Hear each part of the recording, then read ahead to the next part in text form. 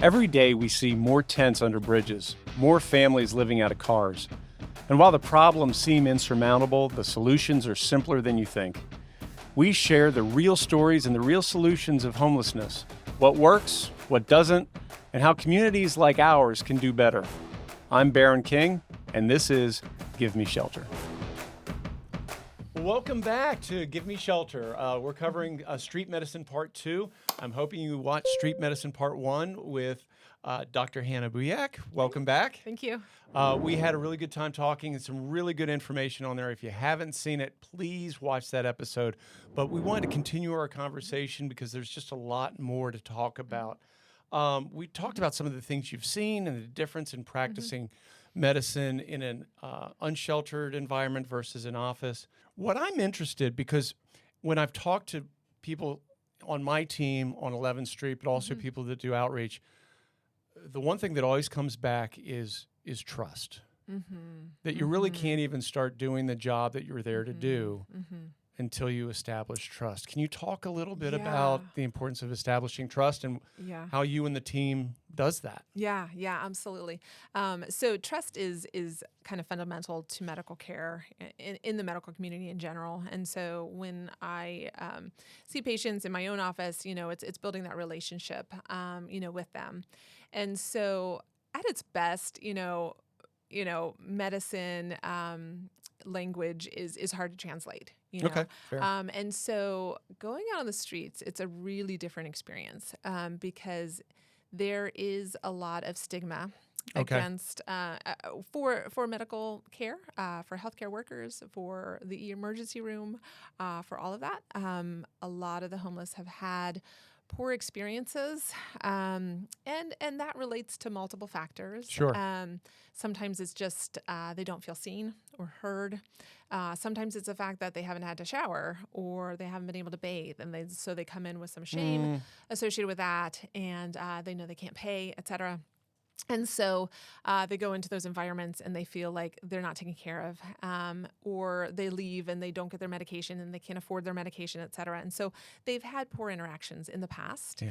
And so for me coming in, it's taken longer, to develop that trust and those relationships. And I've been out there 8+ months now, and I feel like it's just starting to turn the corner in the last month or so now, where I'm going out and, people recognize me and people are like showing me things and telling me things and personal things too. Sure. And so I feel like that's the test, the litmus test of if you're building trust, if they're able to share those really personal things with you. And so I really credit Joe for that, because when I first started coming out, he's like, don't expect much at first, just come out, and he said, and keep coming out, and so just showing up is, I think, really important. And when you keep showing up, the homeless will recognize that, and they see that you're here. You're not just in it for the moment, but you're going to come back, and you're committed to this. And so now that they've seen me multiple times, that trust is developing. So, and it's a continual process. Yeah. So it sounds like it's a lot of investment. Yeah. I would imagine, I always think of these encampments as small communities, and I'm sure that there's people that saw you come in and work on one of their campmates. Probably were maybe a little jaded or suspicious, and now probably some positive word of mouth is happening within the encampment. That I hope so. Yeah. Yeah, but definitely we go into encampments and it's like, okay, this person needs to be seen, and then it passes along. So yeah. Do you have people that are still refusing treatment? There is one person who I know of, and I think Joe and Casey probably know a few others, who they've asked and said, hey, we'd really like the doctor to come and see you, and they've said no. But there is one person who he does have some, I think, significant mental health issues, and he has refused to have me come in. And I think I was able to peek in his tent one day to just do like a wellness check on him. But yeah, it's hard to break through those barriers. Yeah. Can you tell me a time when you were able to help somebody in a really rewarding way? Yeah, for sure. So many different circumstances that we come into. And this was another word of mouth incident where we'd gone to one encampment, we saw somebody for a medical need that we knew they had, and then they told us about this other person. However, this other person was not in the encampment. They're like, oh, you think he's down by, the Circle K or wherever it is, the gas station. So we get back in the van and we drive around and we're looking for this guy and drove around for 5-10 minutes or so. And all of a sudden we see someone and we're like, oh, I think that's it. And so we pull over into this parking lot and he, of course, recognizes Casey. And she's like, hey, we heard you had a burn on your leg and we're here to check you out. And so, right in the middle of that parking lot, sat down on the curb. And he pulled up his leg, he pulled up his pant leg. And there under the pant leg were these paper towels that were wrapped around his burn with some cloth. Yeah. And that really hit me hard because, for something this significant and just to have paper towels covering it, that's obviously going to lead to a poor outcome. Sure. So in that moment, we were able to obviously take those off. We were able to clean it, debride it, get rid of the dead tissue, which it was infected. It was oozing. It looked really bad. It had been weeks. And we were able to, again, hand him antibiotics and get him some really good wound care supplies that were donated from a wound care clinic locally, which is fantastic. So we were able to use those supplies to put on that burn. And then I was able to hand him a bag of supplies. And in fact, I just saw him last week again, and it's completely healed. And so That's that was amazing. really rewarding to see, a wound that was covered in paper towels to go to complete healing. And that, also helped him avoid, emergency room visit too. Yeah. So it sounds like supplies and resources are somewhat limited. Yeah. Can you talk a little bit about that? Yeah, for sure. I mean, I'm kind of running off my own supplies here Okay. as a physician. I do bring in my own supplies, but I did reach out to the Park Ridge Wound Care Clinic recently. I'm going to name them because I appreciate them. We'll give them a shout out. And they were able to donate some extra supplies that they had. That's great. And those supplies are going to last a month or two, out on the streets. So, it's we need resources, medications, wound care supplies, even the simple things like, Curlex and bandages and Band-Aids and gauze and things like that are important. Topical antibiotics, hydrocortisone creams, things like that. All right, if you're listening and you're motivated to help support Hannah and the Rock's efforts in this, a couple different ways you can do that. You can reach out to us at the Chad Foundation at info@chadfoundation.org, and we will route you in the right way. We'll also put the Rock's email address up here so you can make a contribution. But definitely let us know if you're interested in helping out. I would imagine that it can be really challenging going out every week and not having everything that you need. Yeah. Thank you so much. That would be fantastic. Thank you. That's great. What would you say has been the most rewarding part about getting involved in street medicine with this team? Yeah. Oh, so many things. But it comes down to people. It comes down to the people on the street, meeting them and getting to know their stories and their background. It's so life affirming to meet people where they're at and really listen to their stories. So much of what we do in life is from a distance to people, and we're very easy to judge and to make assumptions. And so when you come proximate to somebody, all of a sudden those hasty judgments, those preconceived ideas fall away, and you really get to know somebody on a different level, and you get to know their experience and their story. So meeting the homeless people has been the most rewarding experience. And then, of course, working with this amazing Rock team has been fantastic. Just great human beings out there doing this work. So going alongside them has been a wonderful experience. And then just knowing that we can do this little bit of good. And some days it's really frustrating because I know there's a lot more that we could do, and there's a lot more people that we could see, and we don't have the resources to do that necessarily. But Joe always says, one person each day. Yeah. And I'm coming to learn that. Yeah. I've been learning so much over the last 8-9 months from the Rock team. Yeah. And again, I appreciate them, and I appreciate them fielding all the questions that I've had, on the homeless population. But I really appreciate his take on that because it can become overwhelming when you see so much need and so much medical care and things that need done for this population. But one person a day. Yeah. I think you can easily get yourself really fatigued and worn down emotionally and mentally if you start trying to quantify your victories. And I've learned that if I'm just obedient to what I feel like I've been called to every day, that should suffice. Yes. And you know, I had an experience a long time ago where a client of mine reached out after maybe 10 years after our therapy had ended, just to say thanks and what a difference I'd made in their lives. It took me a while to remember who this person was. You know, it kind of faded off into one of those things. It was just somebody I'd worked with. Yeah. And that was really, really helpful. And I think sometimes you don't realize the impact you're going to make down the road, but you still do it. And don't worry about the details on that. Yeah, absolutely. Any other like significant stories with individuals that really have moved you? Yeah. So, you know, there was a story, and it's a little bit sad story actually. But there was a woman who had a cat bite on her hand, and she had sought care in the emergency room first, and then we got out to her a week or so later.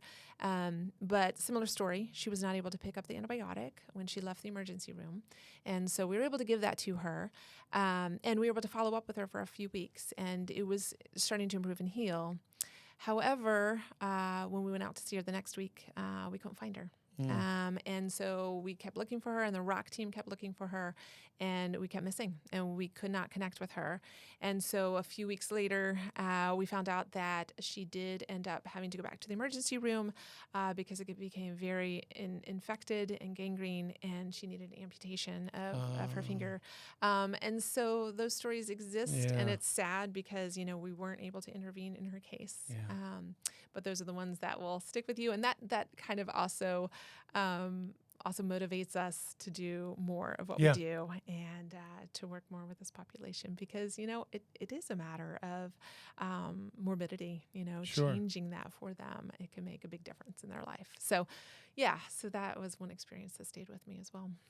When I compared to when I started working in this arena, I've realized I had a lot of misconceptions or knowledge gaps about various aspects of homelessness.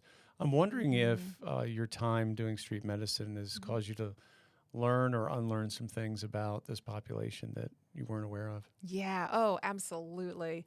You know, I've worked with this population on an intermittent basis in the past, but in the last 8-9 months now, I've learned more than I ever have. And of course, I came in with a lot of assumptions. But one of the things that I do like to do is be very intentional and not to come in with solutions that I think are right, but to look towards the people who are there doing the work and who are in the space and who know what is best. And that's of course the ROC team, and then also the homeless people. They know what they need, you know, and so being able to come into that situation and lean in on them for what they need, I think is super important. And so I've learned a lot. I put myself out there. I've read a lot of books. I've listened to your podcast, which has been fantastic and very educational. Love it. So listen to the last episodes. They've been fantastic. I've also worked with the Street Medicine Institute, and I've done training through them for our street medicine team. And then I'm actually going over to Knoxville, Tennessee, where they have a street medicine outreach nonprofit. I'm actually going out there tomorrow to work with one of the doctors who started this up in Knoxville. It's the only street medicine team in Knoxville. What's their name? Knoxville Street Medicine Outreach. Okay. All right. And it's Dr. Darter and her team. And so I'm looking forward to that. I don't want to reinvent the wheel, but I do feel like we could do more, and we can always do better, and to provide the resources and to come alongside and to get wraparound care for these people. And so I really want to learn from her what she's doing and how she does it, and see if we can take some of that back here and replicate it as well. All right. So set the stage for my next question already. You've kind of evolved over the years of learning more and more about individuals experiencing homelessness. I'm sure you've heard people latching on to myths about homelessness. What are some Mhm. of the biggest things that you would want our listeners to know Mhm. about what you've seen and what you've experienced with this population? Yeah, that's a heavy question. So first off, I think when we discuss homelessness in general, there are specific words that come up, and one of those is addiction, one of those is lazy, and Yeah. one of those is mental health. And so My there's blood boils when I hear those exactly, assumptions. Yeah. exactly. And I'm like, oh, these people are so much more than those three things. So I really would encourage someone to get involved with a homeless ministry like the Chat Foundation Yeah. or someone else. There's a lot of other nonprofits in this area working with this population and get to know them. Don't come in with your preconceived ideas, but get to know them and learn stories because that will change your experience. Everyone has a story and everyone is so much more than Yeah. the worst thing that we've been through or the worst thing that we have done. And so it's the same with them. I've not met more harder working people than the homeless. Talk about being on your feet 24/7. They literally are on their feet Yeah. 24/7. So they're active. In fact, 50% of homeless people actually have a job. So they're Yep. working. Yep. And so they're not lazy by any stretch. They have to go and find food. They have to go and find water. They have to think about the struggles that you have to deal with when you're camping every day. Yeah. You know, just getting out of the tent sometimes is a struggle. So, so definitely not lazy. Mental health, you know, we talked about that a little bit on our last episode. But mental health is compounded by living on the streets as well. And then drug addiction. Yes, that is an issue. But there are a lot of services that we can provide to wrap around that. And it is not just about drugs. Most of these people end up here from circumstances that are out of their control. And I'd like to just highlight a couple of things, a couple of those points, because it's not that we're dismissing the relevance of mental illness and substance use in this population. We just don't see them as statistical drivers or causes for this. I was a therapist for 15 years. I would argue that 90% of my clients had significant mental illness issues, and most of them use substances, and yet they were housed. And so we're just talking about a different setting. And the substance use, my views on this have changed since I've worked in this setting.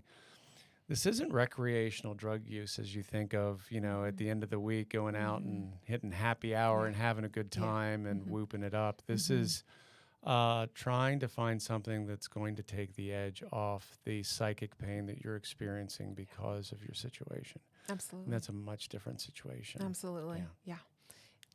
So you had mentioned that a lot of the people that you see in encampments, when you start working with them, a good portion of them have had potentially negative prior experiences with the medical industry.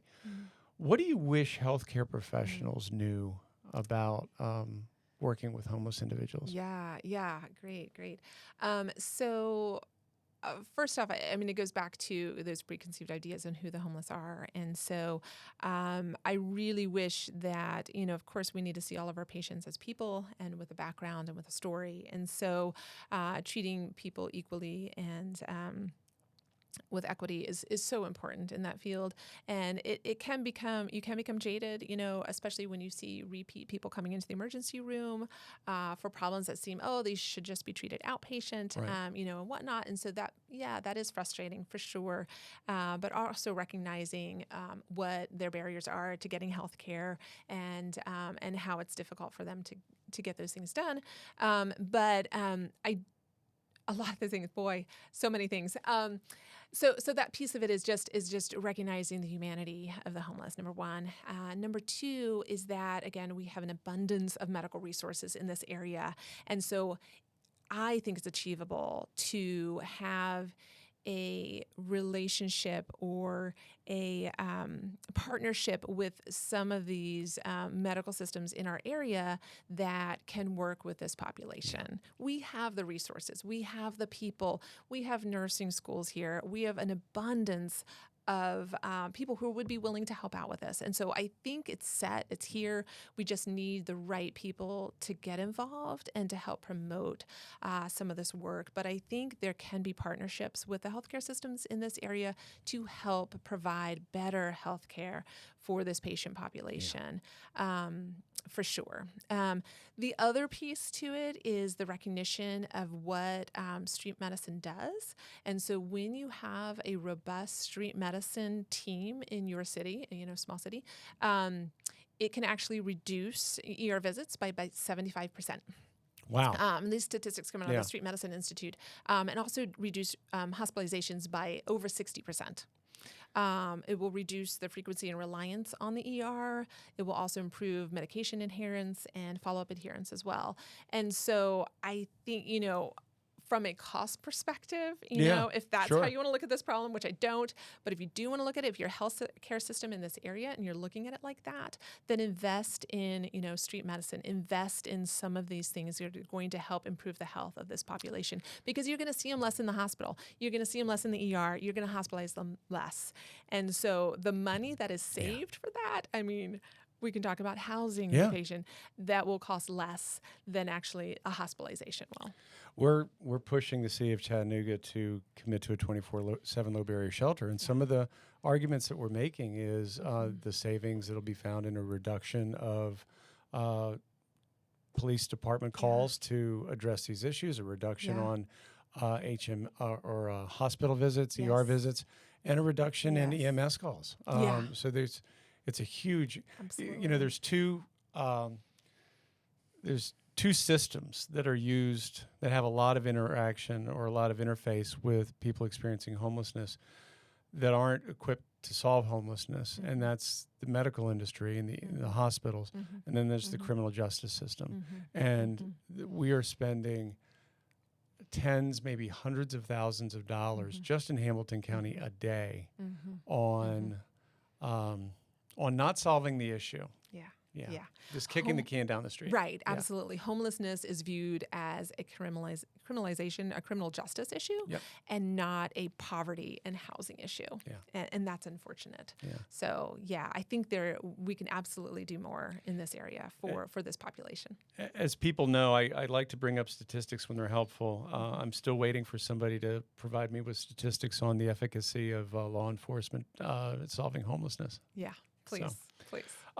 So the public narrative often suggests that people are homeless because they're lazy, they make bad choices, or they can't be trusted with autonomy. From what you've seen out there, what are your thoughts about that? Yeah. So this question, oh my.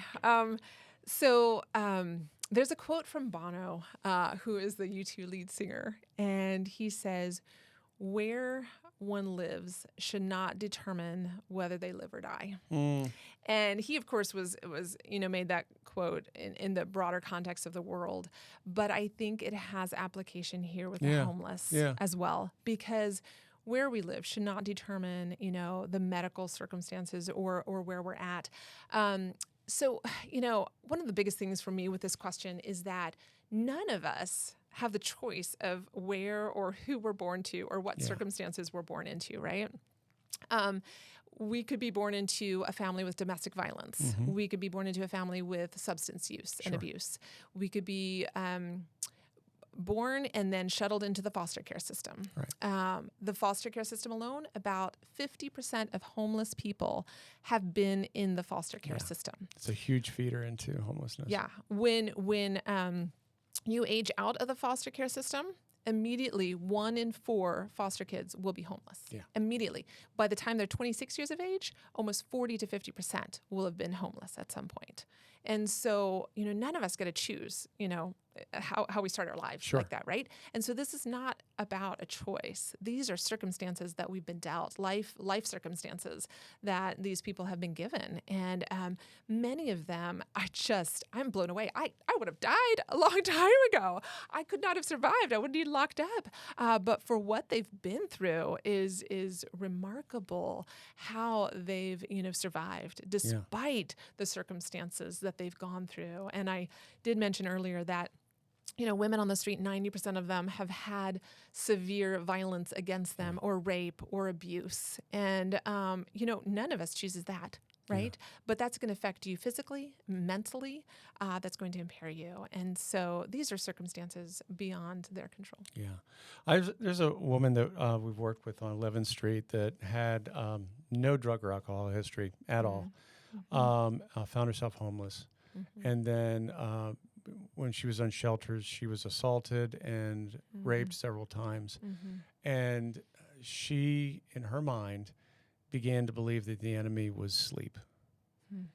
And so she started with caffeine and then amphetamines.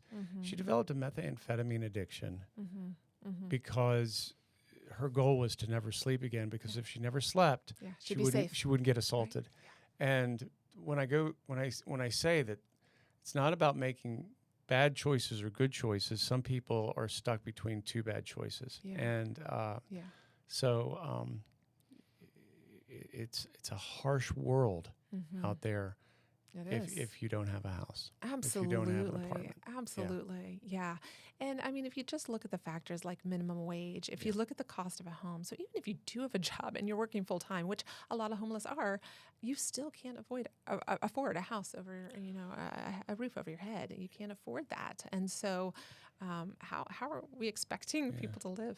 Well, an individual working full-time at minimum wage in Chattanooga would have to work 139 hours a week to afford a one-bedroom apartment. Yeah, and that's Chattanooga, right?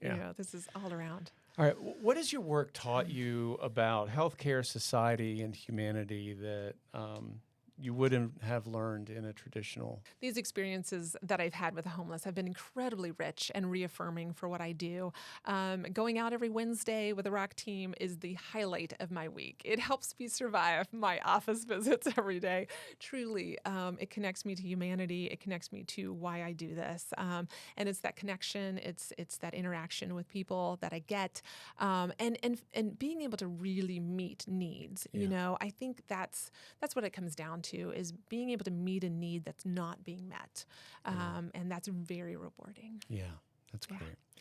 All right, so I've started asking my guests this question, and this goes back to my days in therapy. If I gave you a magic wand and you could change one thing about homelessness, what would it be? Yes. Okay. So I'm going to take a little leeway here and make it more than one thing. That's fine. But it's your magic wand. So.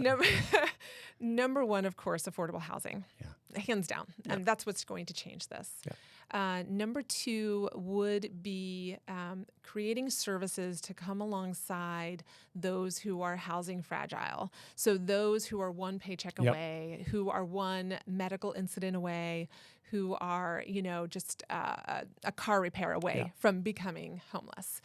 Because if we can prevent homelessness, that's really where it's at. Statistically, if we can prevent that first homeless experience, then they're more likely to remain housed. And so that's huge. It's 90% cheaper to keep somebody housed than to rehouse them. Yeah, exactly. So those two pieces I think are critical, and for this conversation for sure. But when it comes down to my medical wand, I would love to see a few things. One would be the collaboration amongst the healthcare systems in this area to work to create spaces that are helpful for the homeless in regards to their needs. And so one of those needs is almost transitional housing, but it's respite care. And so it's when someone goes into the hospital, they're hospitalized for whatever it is, congestive heart failure or, a cellulitis infection. And so they don't require the high level of medical care in the hospital any longer, but they can't really do well if you send them back on the street and into their tent. They're going to go downhill again and get worse. And so we really need some type of respite care service in this area for transitioning out of the hospital. That would be a huge wish for me. One of the things that really stuck with me too, that I learned early on doing street medicine, is that some of these diagnoses are a death sentence on the streets. And so when you get diagnosed with congestive heart failure, when you get diagnosed with a cancer, it's automatically a death sentence because they can't get this routine care. And that should not be the case. That should be intolerable. Those are things that we should not be okay with as a society and as Chattanooga. I mean, Chattanooga, we have great people here. We have a lot of love. We have a volunteer city, you know, and so we definitely have the resources here to provide better services. I would also love to, make street medicine a more robust team, a more structured team here in Chattanooga, and I'm working with that. Again, I'm learning, and we're progressing. And so we also have a mobile health unit, I know, through the homeless clinic, and so potentially being able to utilize that in the future as well. Being able to pull in other specialists to this work, definitely psychiatry, but potentially other specialists as well, dermatologist and dentist. Dental care is a huge piece here. Sure. And so trying to get more people involved in this work and excited about this work, I'd love to wave my wand to do that as well. I'd love to see you build that out. That would be great. Yeah. Well, here's the first step. Yeah. Very good. Anything else before we close? Anything else that you'd want people to know?